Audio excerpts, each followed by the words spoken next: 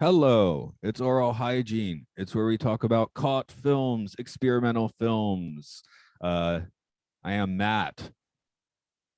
Hello, I'm Mark. I was just gonna see if you were like waiting for me to say your name or if you just say it. So it was a pretty short silence. So I'm a cool. self starter. Yeah. Today's movie, Duck Soup. I've seen this movie several times, Me too. like several dozen times, probably. I don't know about several dozen times, but I don't know if I've seen anything several dozen times. I'm a watch it once kind of person. The movie I've seen the most is probably this or Ghostbusters or Back to the Future. One of those three. I'd say probably Back to the Future, RoboCop, Evil Dead 2, Reanimator, and uh maybe something else I'm forgetting. Those are probably like 20 or 30 times, and then anything else less than that. Like, I mean, I've only seen the original Star Wars trilogy like 3 or 4 times. Mhm. I've seen that more than that, but I had it on VHS when I was a kid, right? So of course I But saw a that's lot. But I mean, that is, I was pointing that out because that's weird because I feel like people around our age group have seen it like 25 times and could say all the Yes, lines. I'm not one of those No, outliers. me neither. This film, my aunt growing up, would go up for the summer, and she, in the '80s had this like large collection of VHS with a bunch of like classic films. So I ended up watching a lot of the Marx Brothers and the Stooges, right? And what Hmm. else was in there? The Pink Panther movies. I saw those a lot. Um, I didn't like the Thin Man movies at the time. I guess they're not goofy enough. Now I like them; they're fine. But yeah, when I was a kid, that the Thin Man was not appealing. Well, for me, I saw the Stooges on TV a lot. I wasn't a huge fan because it felt like, I don't want to say it felt too mean spirited, but it felt like mean spirited enough that it wasn't particularly fun. Maybe that's why the one of the tastes my aunt had, and the one I watched the most is the one where Mo is Hitler. I Yeah. actually a notable analogy to this film. Duck Soup Yeah. is the smarter of the two, but yeah, having Mo screaming gibberish with a Hitler mustache and a brown shirt is something to see. And then Yeah. bopping Curly. Yeah, it's like, well, the difference, a huge difference between the Stooges and the Marx Brothers, which is that the Stooges seem to generally hate each other, and the Marx Brothers, I mean, they Marx Brothers probably did hate each other, but they were not Related. as aggro towards each other. They Yeah, were I guess they were related. related. Yeah, there you go. They No, had but this. I'm sorry, I didn't start watching these until I was in my 20s, actually. No, I think I first saw Duck Soup when I was like 3 years old. So Yeah, no, maybe that it says was. something about my personality. I don't know. I mean, I think that's pretty normal. Like, I didn't really. I had a kind of a weird upbringing because my parents were on the older side and they weren't very pop culture savvy. Um, that this was something I saw in my 20s, and it was one of those like, oh, this blows my mind because everything came from this. Yeah, It was like this feeling of just I'm saying I was amused. I'm wondering why I was like so obsessed with watching Marx Brothers films when I was a kid. It seems like something that would be dull and boring when you're a kid. Obviously, it wasn't I for me, but I disagree. I think they're still pretty exciting because it's just, for lack of a better description, it just feels like someone worked really hard to set everything up. like I remember working hard to set everything up for me in the late '80s to tape animal crackers off of like public television on a Sunday afternoon. Yeah, it was just, it feels like the game Mousetrap, but you're just watching someone set up different mousetraps and set them off over and over again. Right.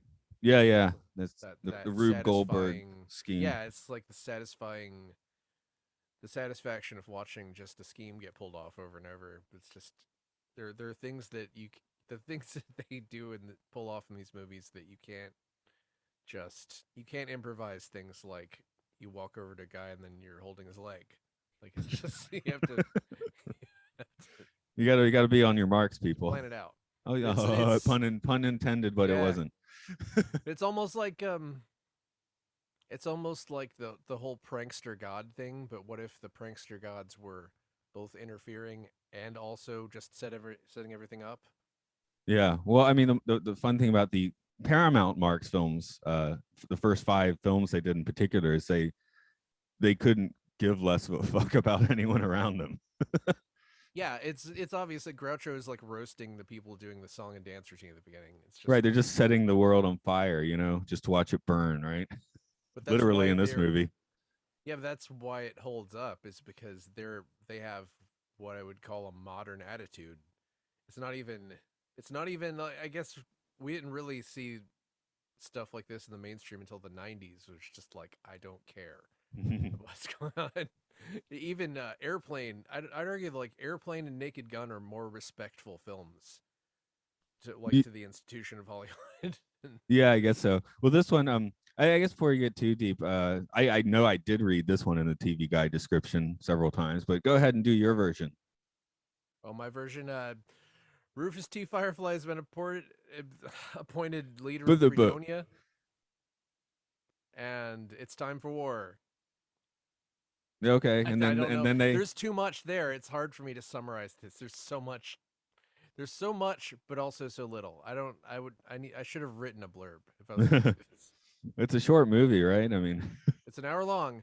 There's so much, but so little happens. But so much happens within the small scenes.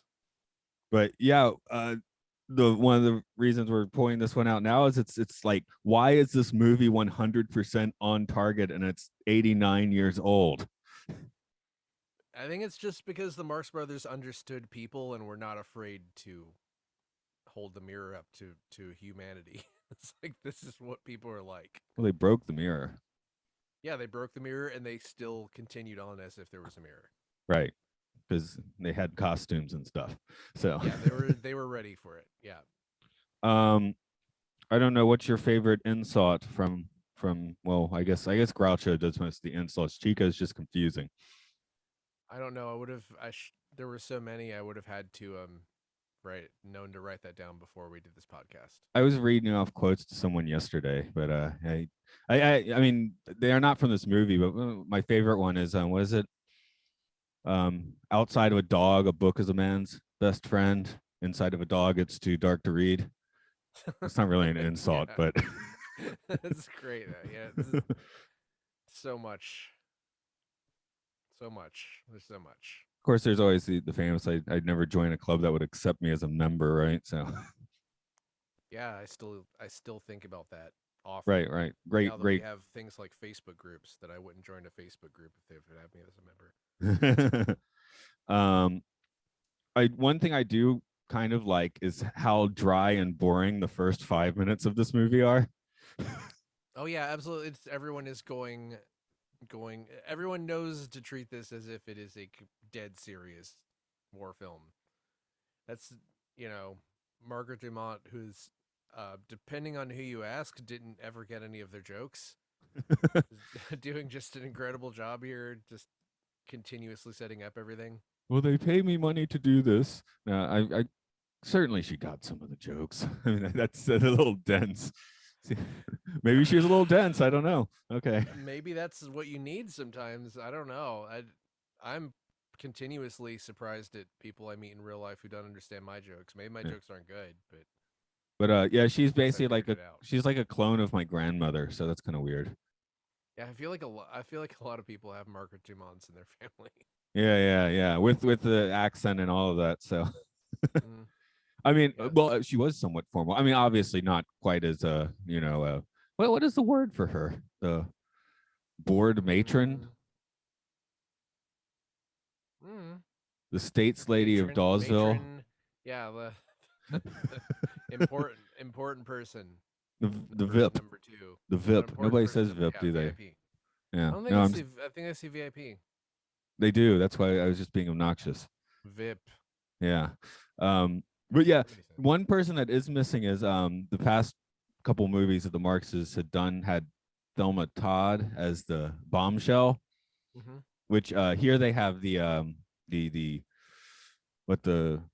what is she supposed to be, the sex kitten in this one? Did you even notice her? Oh, I barely. She was in like one scene. I don't know what she was supposed to be. She was Just in a few in and scenes. out? Another Any VIP. yeah, the first Bond girl. She's the first Bond girl that, I mean, she doesn't die in this movie, but in a Bond movie, she'd be the first Bond girl that dies. Hmm. But anyway, the point is yeah, the one thing where this movie maybe it doesn't have Thelma Todd in that role, and it should, but she might have been like dead or something by this point. I don't remember. I remember Thelma Todd's career went really horrible really fast. I don't know. I didn't look up very much trivia on this. I did, but it didn't talk about Thelma Todd because I was looking at Duck Soup trivia. But who's not in this movie? But there she is. Okay, I I'm think gonna. I the think she's like. Groucho Marx. Sorry, go ahead. No, go ahead. I was gonna say Groucho Marx just constantly trying to bang Margaret Dumont is perfect for this subject. That's like perfect for a political satire. Let's see. Oh yeah. So Thelma Todd could have been in this movie, I guess, because she died in 1935 in a suspicious death. So that's pretty weird. Film. I'm just trying to see why the Marx Brothers do you think murdered her? Yeah, because she wouldn't do this film.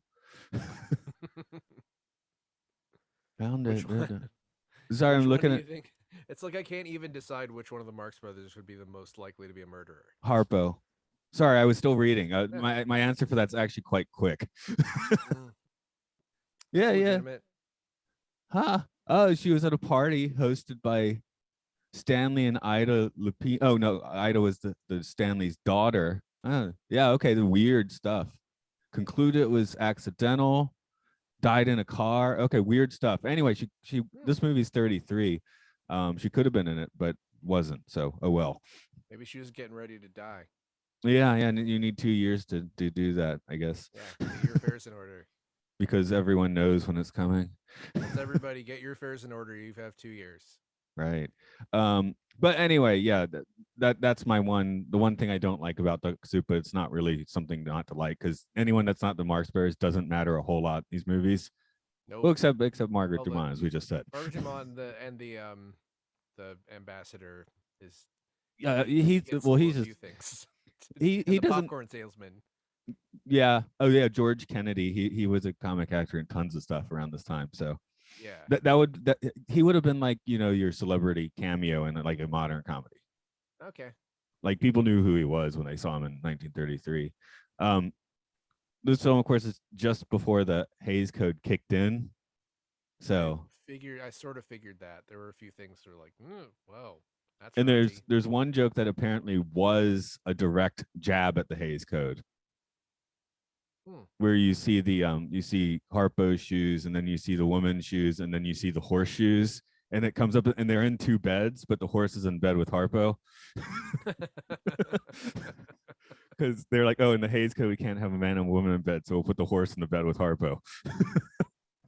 Yeah, and you know what? That joke still works on at least 2 levels. Yeah, really. Because we all lived through, I don't know, when you think in terms of that, when you and I were born in like the 70s, then the Hays Code had been really in effect for more than half of the existence of television or movies. Well, when did the Hays Code go bye-bye? When the rating system started? I think that's about the demarcation early line. 70s, right? Late 60s, early 70s. Yeah, I'm pretty sure that's correct. So it was already gone when we were around, but that's why you got your Reanimator to watch 30 times. 1968. Okay, Reanimator would not pass the Hays Code. No. No. RoboCop would almost be like, they would just like, I don't even know why you paid to make this. That's the film they show to new Hays Code employees, so they know what not to accept. Yeah, it's a scare film for if you have to figure out what to censor. Well, we were talking to a dude when we were talking about the Evil Dead, and the guy mentioned a movie in the 80s, like The Censor, about the about the British Film Board censoring in the 80s. Yeah, I remember hearing about that, but I remember hearing that, but I didn't see the movie. Well, neither did I. So I guess we should stop talking about that. But yeah, okay. I think one of my favorite film periods is about 1932 to 1933, real specific, because by that time they'd figured out how to shoot with sound. Because if you watch the Coconuts, the Marx Brothers' first film, that's where they're hiding microphones in the plants and stuff, and they can't move the camera at all, and nobody can move around or they won't be heard. So it took them a few years to get the kinks out, right?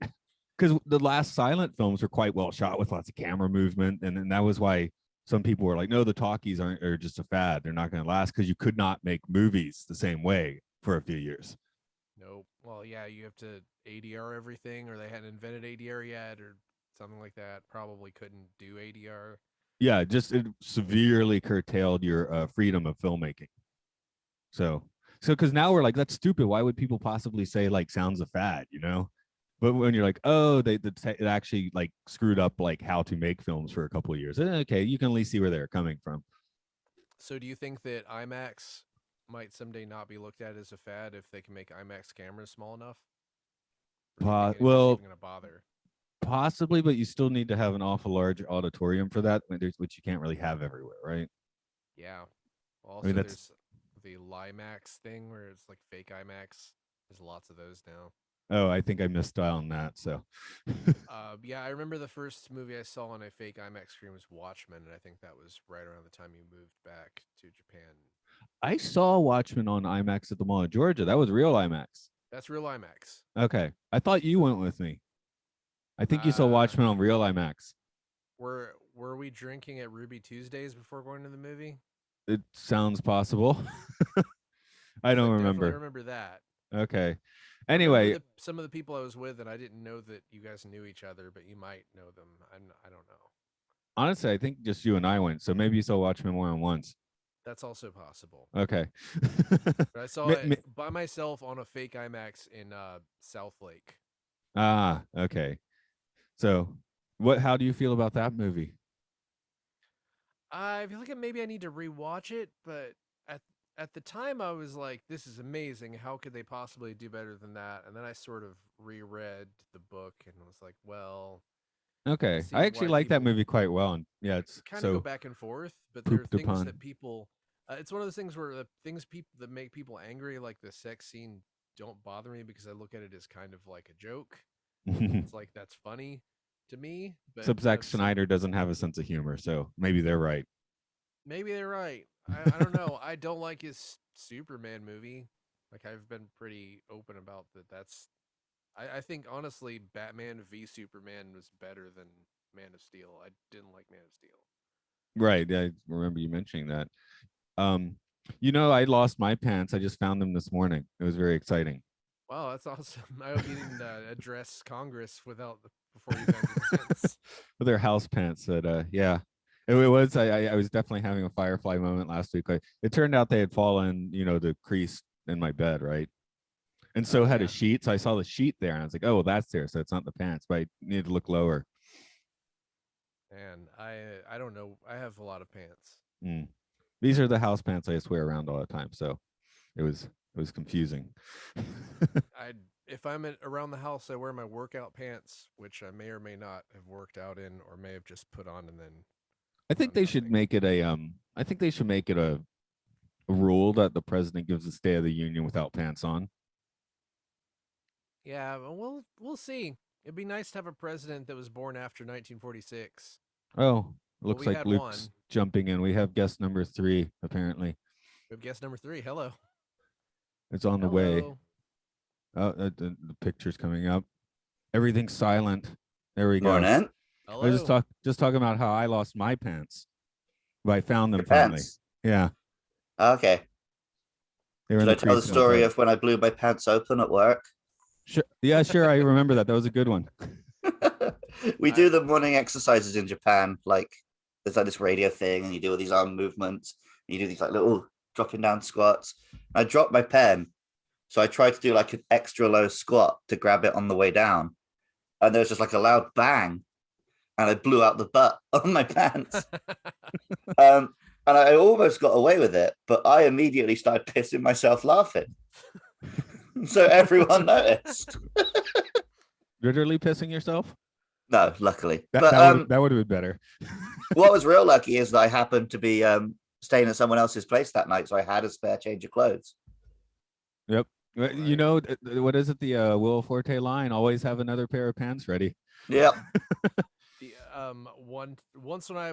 once upon a time when I was really overweight, I went bowling and I just threw a bowling ball and ripped the entire like front of my pants. Like that was wild. I had a managed to have a friend go by my house and get a pair of pants. I don't even remember how I was able to get him to get inside. But Was it so, yes. Luke? Is this your first serving of ducking the soup? Yes, it's probably the first time I've watched any Marx Brothers thing all the way through. Ah, okay. I So think this impression. was my first also. Yeah, I was saying I've seen this probably like a couple dozen times since I was 3 years old. So I'm curious about your take. It's actually similar to how you told me it was going to be, which is everyone else is really old and boring. And it genuinely doesn't feel like it was made at the time it was made. It feels like it was made 30 years later in parody of the films of the 20s. Yeah, Because, actually these caught a lot of fire in the 60s because the counterculture movement like picked up on them when they were playing in revival houses and stuff. Yeah, that makes a lot of sense. Because they're really funny and like irreverent and like disrespectful. And just seem like complete nonsense. Like, well, they seem anachronistic to the setting they're in. But yeah, there's a few things that don't really pass muster today in this film, of course, but generally the humor is quite modern, and the movie's plot is just disturbingly relevant, of course. Mm. Yeah, I was just saying. I think that that Airplane is more respectful to the movies of the 70s than this is to the movies of the 20s and 30s. Just, but yeah, to me it was like I just was like, oh, Bugs Bunny just stole everything from this, and it's almost like I didn't realize growing up that Bugs Bunny was just a bunch of references, and then it's like slowly through your life you piece together that, oh, that was that and that was this. And Well, people always bring up the thing that he only eats a carrot because he was doing an impression of someone, and it's made the entire planet think rabbits like carrots a lot more than they do. That makes sense. I've never seen a rabbit eat a carrot. I've given a rabbit a carrot and it just ate the leaves off the end. It didn't eat the orange bit. I seem to remember someone saying it was like some kind of like a victory garden propaganda thing. I don't know. I sort of always thought it was just it looks like a guy smoking a cigarette, but we can't show a guy smoking a cigarette.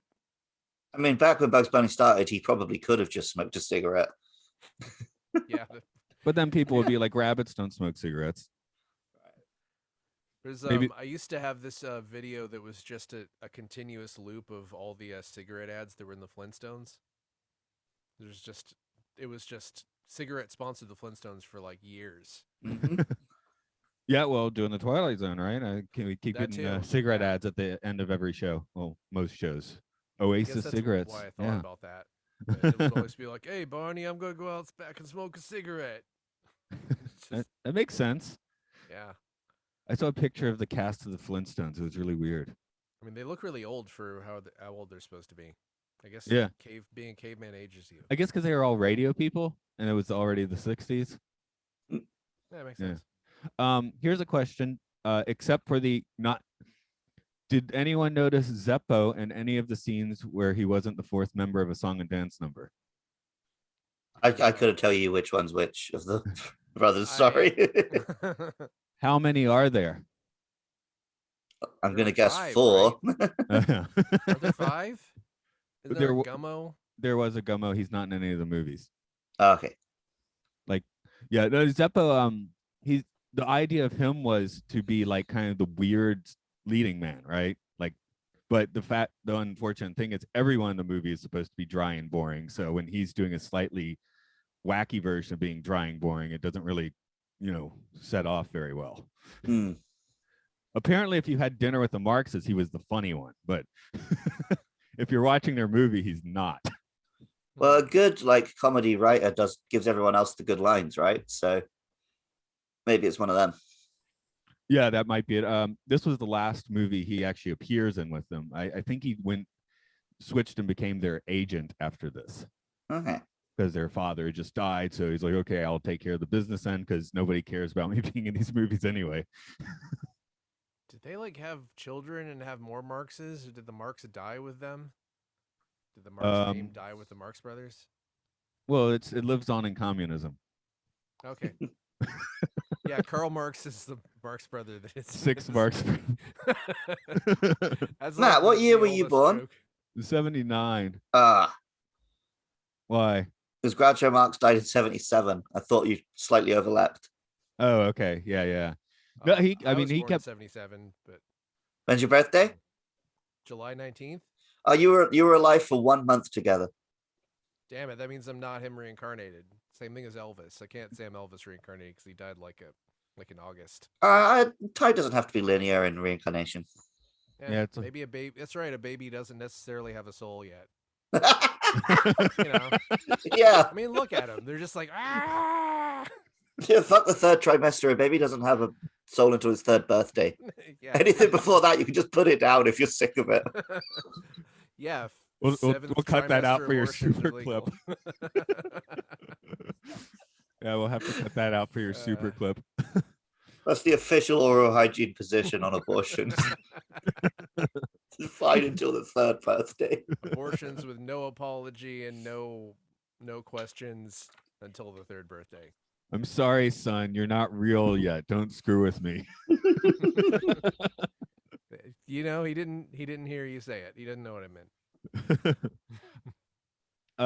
One thing that I think one of the more incisive things in this is how just dumb insult fights is what starts international conflict, which is, you have to imagine, is probably more true than you want to. I feel like definitely that's very true. Yeah, I feel like it's very true. The main difference between this movie and real life is that nobody is like, look at all the money we can make. That's like the only thing missing from this film. Look at all the stuff we could take and all the money we can make. Nobody's like really concerned with that, except for well, that's because Firefly has been cranked up a few notches, right? He's just out to basically destroy, which maybe that's a caricature, but maybe it's not. That's one of the disturbing things about Duck Soup. It's like this guy may be more real than you really want to admit. Well, I was a little worried about dipping back into this, that it might be a little bit upsetting, but there's still not. There's a difference between chaos and narcissism, and this movie is firmly on the side of chaos. Yeah, definitely. Because I was like, Firefly almost comes off as like a more entertaining Trump, but vaccinated with a phonographic needle.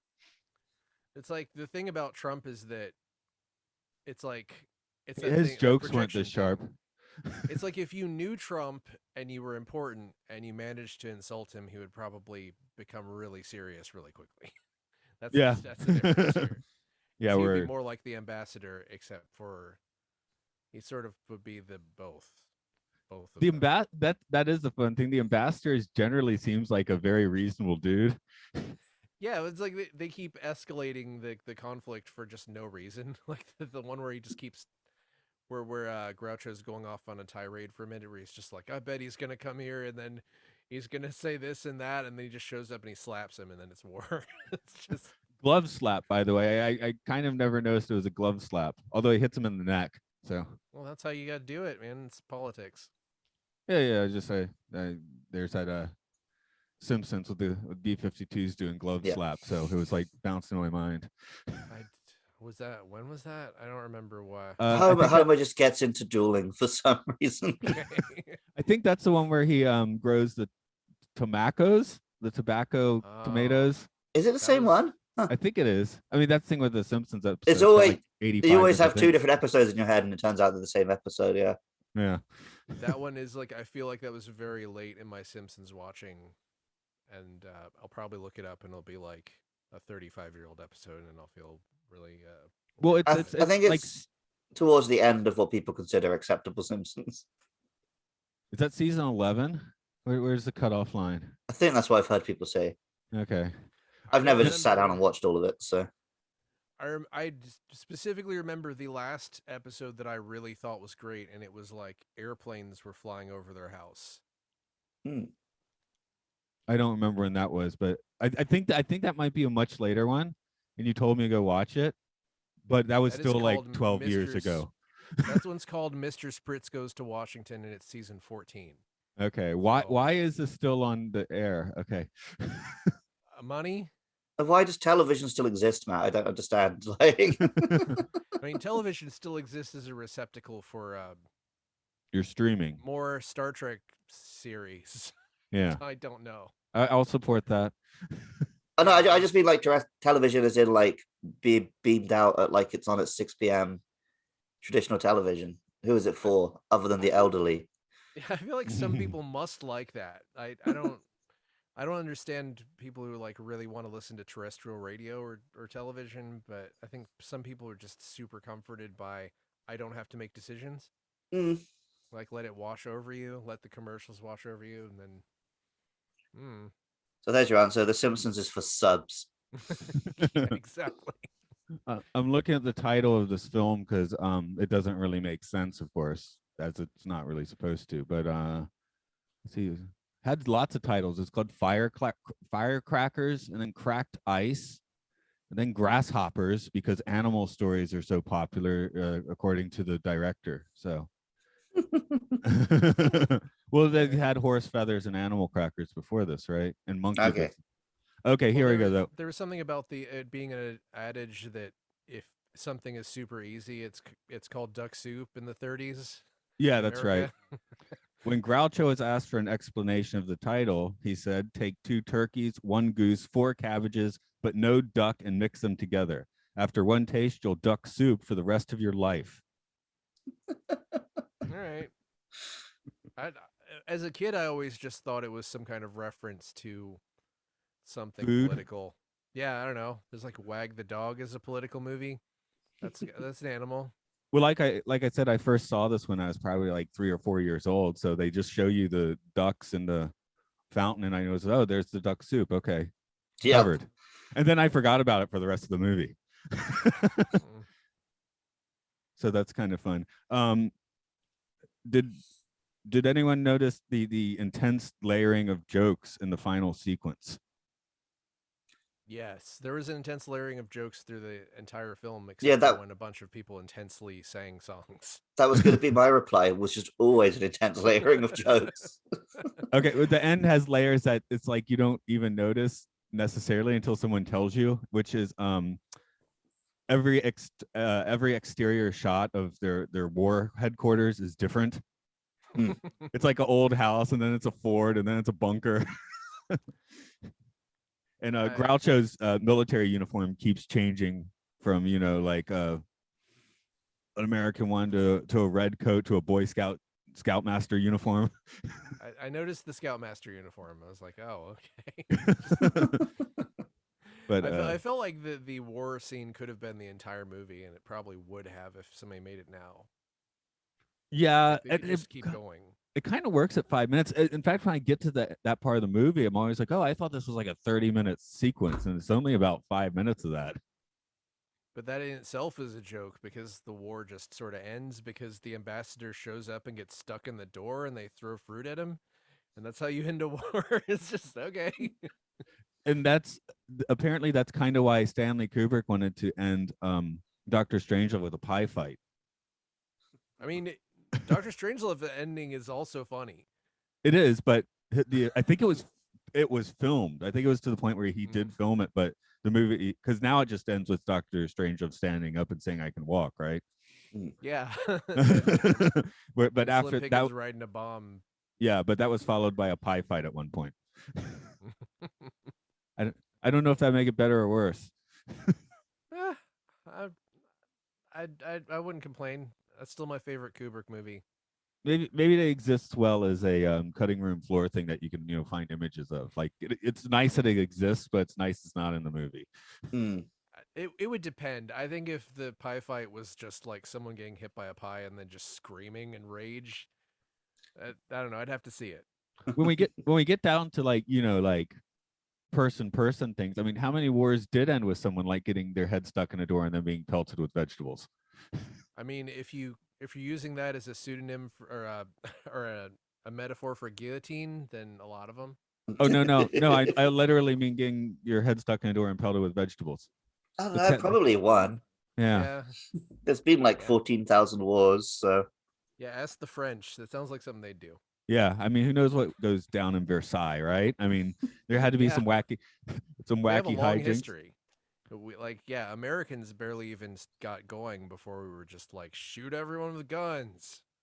Well, I know there's a statistic about how many years America has not been in a war, and it's like really disturbing how small that number is. Mm-hmm. Oh yeah, Well, peace we isn't don't talk profitable. about it. We Right. don't talk about it though. There's been what what was there 30 years of peace before 9/11 or something like that. Just Uh, no, there wasn't anything going on then.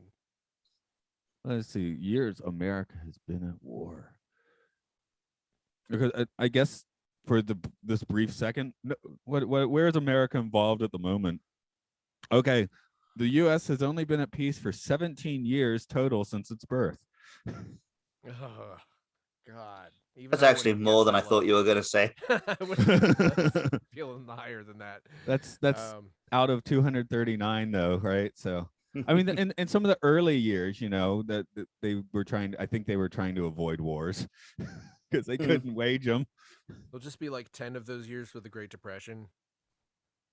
Where's Yeah. yeah maybe Probably. I don't know, but yeah. So how they that's why I find fascinating about this movie is it's obviously it's absurdist, but like how these things start and how these things end are probably almost as stupid. I mean, who better to understand how absurd war is than comedians from a country where we just go to war over and over? Yeah. So So the um depressive thing about real life, they're talking about how many wars start with dumb insult fights, but the insults aren't even good that start real wars. that's politicians need to get more comedy writers among their speech writers. So, the gentleman is without wit. How dare you? Like, do you think that's why Trump didn't like actively start any wars? Is because his insults are so lame? Or he was possibly. like sleepy Joe Biden. I mean, He and talked also about that he didn't understand when other people were insulting him. That's also true.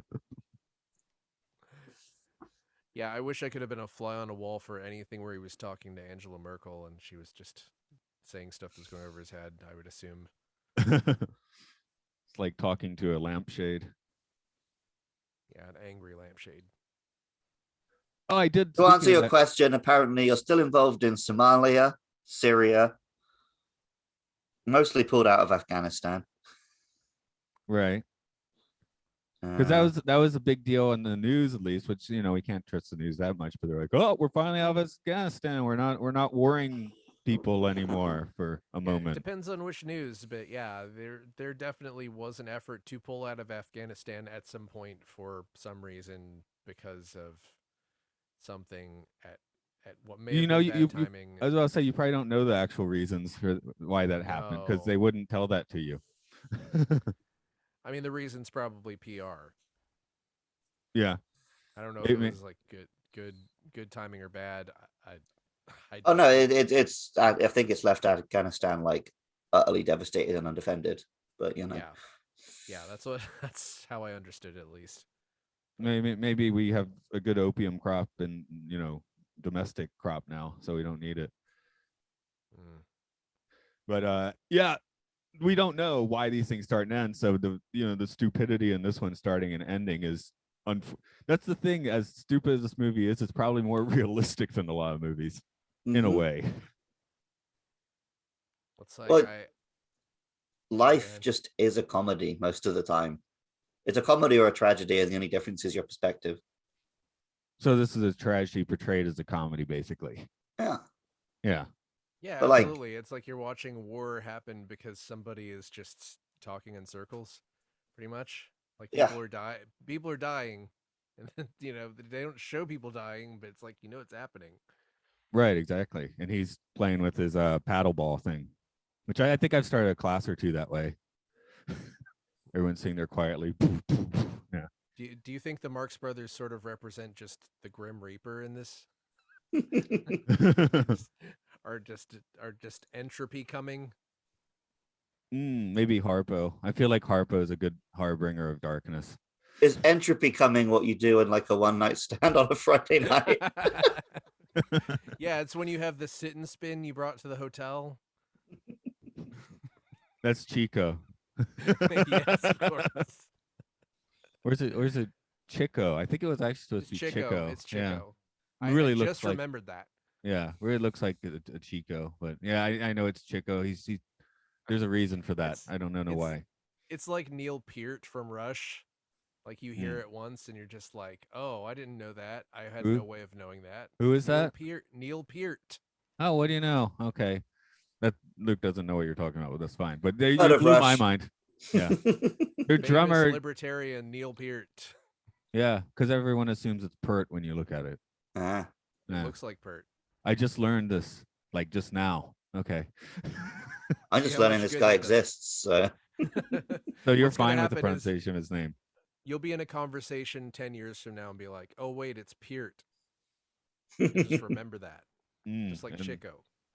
Yeah. Do you think that Chico Marx and Neil Peart ever met? oh, No. very possibly. Maybe. There's a little overlap. All the Marx brothers were kind of dead by the 70s, right? Well, actually, there could have been some weird award ceremony about 1975, which might have just happened to have Rush and Groucho Marx at it. That's a weird. That's what I'm thought. thinking. Hmm. When you're that level of celebrity, you get invited to like boring shit at the same time. So probably Like- did just bump into each other. Like I've seen, you can find articles on like bizarre celebrity friendships, you know, Hmm and My Sting and Shaggy. My favorite was the picture of Tanya Harding and Tommy Wiseau next to each other. Yeah, soulmates together at last. It's incredible. Yeah, that's such an incredible pairing. I always enjoyed the picture of Marilyn Manson and Colonel Sanders. Wait a I minute. I don't know about this, but I'm looking it up. Didn't the Colonel die in like the 70s? 1975, but I still Okay. am looking it up Must because have been Luke a- said it was the thing. Oh, we can hear the clickety clack of your clackety clickers. Hey, that's a good thing I got a good microphone. Yeah. Colonel Sanders on Twitter. I love me some Marilyn Manson. Oh. There you go. That's the canon. company. That's not the real Colonel Sanders. No, he's tweets. It's him. It's real. What are you not? It's- What are we not going to believe the internet? That's how he still communicates with Earth from beyond the grave. He uses Twitter. Okay, Yes. maybe I did just fall for a Photoshop once.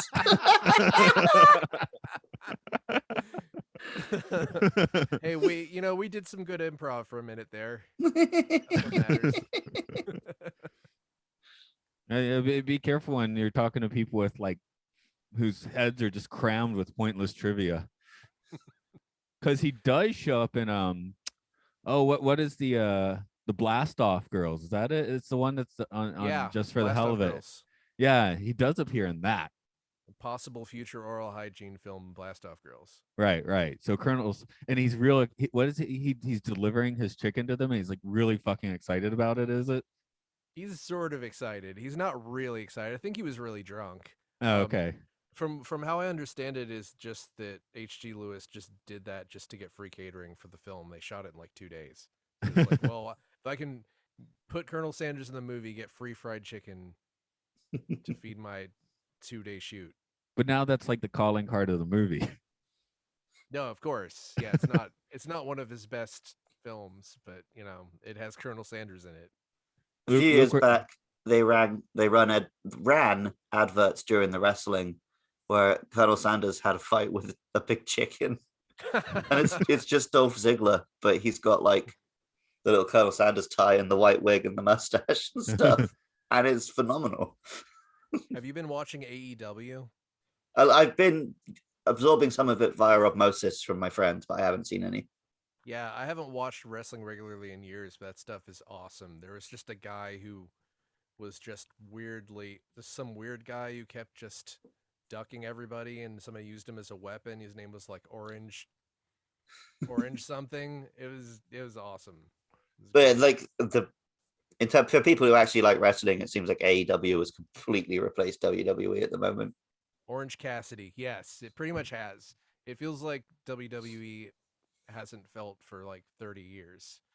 No, the last time I watched wrestling was when I went to New Japan for Wrestle Kingdom, like my second year here. I gotta next time I'm in Japan, we gotta go to a wrestling match for sure. Oh yeah. What is our Patreon level for you to fight a chicken, Luke? I think the Monster Hunter podcast did say, like, I think it's $100. I will fight an animal of your choice in a steel cage. So Okay, 100. So if I you have want a to bad habit of claiming I can beat up animals on that podcast. so We're like ducks, so chickens, we can get you Griffin? a duck and a chicken. I don't think, where are you going to find a griffin? a centaur. Where are you going to Yeah, I find don't know. that? Japan. You got them in Japan, right? The Hollow Earth. We'd have to go to the Hollow Earth for those, I think. I will take on a duck and a chicken in a tag team match, and I will end them. They have to be stuck together because they're like having sex and they're stuck together. What will you eat? Will you That's eat the the thing. duck and chicken? Are you going to make use of them after defeating them? Yeah, Okay, Duck so you soup. don't want to go to waste. Yeah. every part of the buffalo, man. Yeah. I suppose we'll wrap this one up unless someone wanted to like blurt out some weird joke or something. I don't think we talked about the film for like 23 minutes at this point. So Right, you came in a little late. We talked about Yeah. Watchmen and two. So and I was something really else. hoping there was a Zoom filter that would give me the glasses and the nose, but there wasn't Oh, you just had the mustache. for a second. Yeah, Yeah. you did it for a minute. Something Groucho Marx never had. Well, actually, I think he did actually grow a mustache in the 50s for a bit. So just grease paint. I was just reading John Waters' book where he was talking about how he's applied his pencil mustache for the past 40 years or something. I've seen him live. It looked like a pencil mustache for sure. Oh, he tells you it's like Maybelline something to like eyebrow pencil. So I just Yeah. finished reading his role models book. So That's a great book. Yeah, I always thought it was weird that Groucho was the youngest. It's Oh. never obvious. no, it's not. Yeah, you're right. No, yeah. I've actually read a biography or two on the Marx Brothers, but He has oldest brother energy for sure, but maybe that's just something you can get away with when you do. I think Harpo's the oldest. Well, actually, Gummo was, but Maybe? he doesn't show up Yeah. in the movies. No, I think Zeppo was the youngest. I don't. But you're thinking of the Marx Brothers that matter on screen, which Zeppo doesn't. It says here the youngest Marx brother is Carl. Right. No, Zeppo is the youngest. You're right. Carl would be the oldest. Carl is the oldest. Yeah, because he was an example. He was dead by this point, I believe. Yeah. I mean, he was an old man in the 1860s, right? Was he? Yeah, pretty much. I can't picture him as anything other than an old man who looks like Santa. Yeah, I'm now just thinking when Presumably he looked young at one point. All the memes are just of him being old. There's never like young Karl Marx memes. Yeah, it just came to mind. I was like, wait, when he wrote the manifesto, was he actually like, what age was he? I see young Stalin sometimes because apparently he was a looker. Oh yeah, young Stalin was a hottie, but they didn't old have. Stalin was pretty attractive considering, he had that glow that you get from like killing whoever you want. I was gonna say is that I'm gonna kill you look. See, young Stalin has an I'm gonna fuck you look, whereas older Stalin has an I'm gonna kill you look. Okay. It's young Karl Marx. Oh, what a dashing young man. Yeah. He looks like Prince. He's got a bit of Prince to him, yeah. All right. Some Stalin Marx action, yeah. He was the most attractive Marx brother. Right. For sure. Anyway, that yeah, now that we've gotten that through, I guess we can't get out of a Marx Brothers film without bringing up Carl. Yeah. That was the second time I think Luke missed the first time, but yeah, I wasn't going to not do it. Where were we? Oh yeah, so double Carl. Okay. Yeah, I don't remember what Luke was Double here for and what Carl is he wasn't. when you go to the hotel room and you commit entropy on the Keith Moon committed entropy on hotel rooms, I think. I think that's what killed him. All right. Okay, where were we? I think that means we put out you put out your point that Groucho was the youngest, wasn't quite true, but Yeah, close to false true. Point. he's the penultimate youngest, I think. So I believe you're right there. Penultimate? Yeah. Next to the ultimate. Sorry, the that was ultimate in this case obnoxious. being youngness. Yes, the second most youngest. I guess Of that's a that. better way. I like the way I said it. Okay. I guess I'll do this podcast thing. It's Aural Hygiene. It's Aural Hygiene Pod on Twitter. It's on Facebook. It's under the podcasting umbrella. How did I say that? Umbrella of Podcastius on Patreon. Join us there. You get episodes early. You can go do sci-fi and Matt and Luke's Sci-Fi Sanctuary. The Monster Hunters, them Pokemons that Luke does. Pokemons. Although the Monster Hunter one will be on hold for a few months soon So because there's no new Monster Hunter. Right. So I couldn't explain your new one, so I'll leave that to you. we're switching over to a sort of British comedy panel show style show called Game Show. There is a game show about games.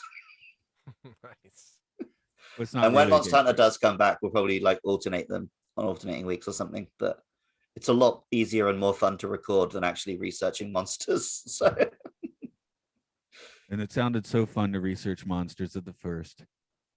yeah, well, we did this because like we just needed to do something dumb to fill a week because someone didn't show up. And then it got like more engagement from people on Twitter than any episode we've ever done. Like, oh, do people just want us to do this dumb shit? Because it's way more fun for us. So we're giving that a go. Game show. Okay. Although, People but by love the it. time you hear this, I don't think episode 1 is out. But episode 1 might just be getting me cancelled straight from episode 1. So Nice. Well, you good to- thing cancel culture isn't real, so you can't get canceled. Well, I was telling him, but if you talk about it enough, right? Because that was your panel section, your panel of the show. Sorry, I'm using Yeah. panel the wrong way now. one of the rounds of the game was I name a gaming celebrity, and everyone else has to guess why they got cancelled. But we ended up talking about some pretty dark stuff quite flippantly. So Well, Hey, I dark guess- stuff is in. it's great. If the ideal is to get cancelled because then I can get a Netflix special called like Silenced or something, and Exactly. the picture will just be me with tape over my mouth, like, and then I'll just tell lame shit jokes from the 70s, pretend like it's outrageous. Yeah, you just go on stage and be like, you know what's wrong with society? And then people just go, "Ah!" And then you've just basically killed like 3 minutes just doing that. Yeah. Like you just repeat. Take my wife, please. Can't No, say no, that anymore. Hey, Yeah, can't say that. Can't have So- someone taking your wife. So after the 3 minutes of what's wrong with society, 3 minutes of cheer, and then the punchline is that's right.